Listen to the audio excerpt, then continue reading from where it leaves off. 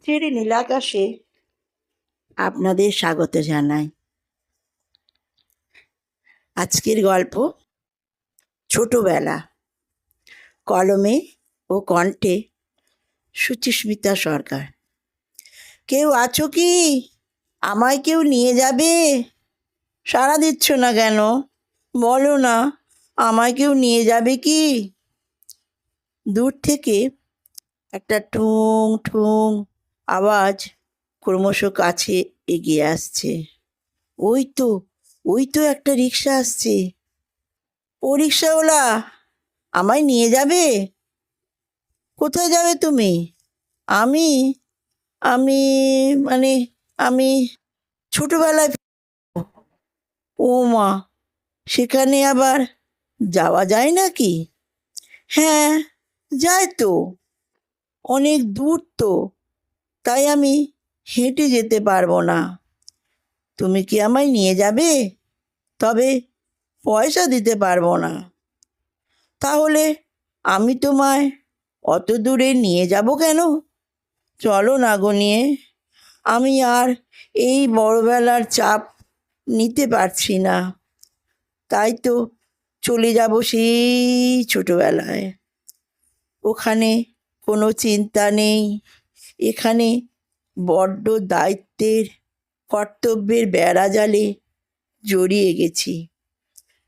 সবাইকে সুখী করতে গিয়ে কাউকেই সুখী করতে পারি না। তাই ছোটবেলায় ফিরে যাব। ওখানে নিজের মতো থাকতে পারবো, কারো দায় নিতে হবে না। কেউ বলবে না তোমার দ্বারা কিচ্ছু হবে না। কেউ বলবে না কি করেছো আমার জন্য। হতাশা বিষাদে ভুগবে না। তার চেয়ে বরং এই ভালো। ওখানে শুধু আনন্দই আনন্দ। বাহ, তুমি তো খুব ভালো কথা বলেছ। এসো, রিকশায় বসো। চলো দুজনেই চলে যাই সেই স্বপ্নে ভরা আনন্দময় ছোটবেলায়। হ্যাঁ, আসছি। রিকশায় বসে বলল, নাও নাও, চলো তাড়াতাড়ি। সে রিকশায় বসে আনন্দে আত্মহারা হয়ে দুহাত ছড়িয়ে দিয়ে গাইতে আরম্ভ করলো। কোথাও আমার হারিয়ে যাবার নেই মানা, মনে মনে মেলে দিলেম গানের সুরে এই ডানা, মনে মনে।